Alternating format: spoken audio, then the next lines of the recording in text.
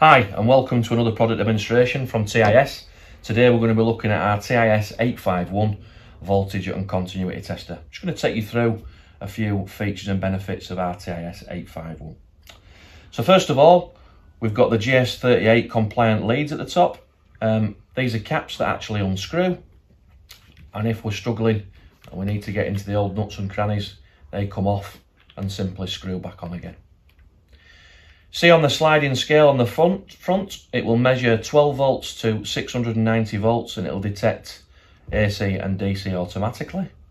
It has phase rotation built in as well, so if you're working with motors.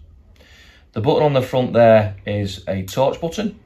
So again, if we're working in dark areas, we can see what we're doing. The digital display there will give us the exact voltage present. It conforms to BS61243 part 3, which means that if our battery fails in the tester and the main supply is still there, it will tell us that it's still live with or without a battery.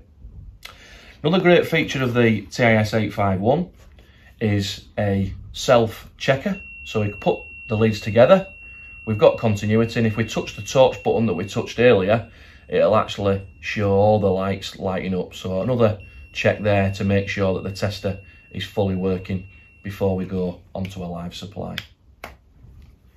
It comes with a nice padded carry case, which a lot of voltage and continuity testers don't. And that is our TIS 851 voltage and continuity tester. Thanks for listening.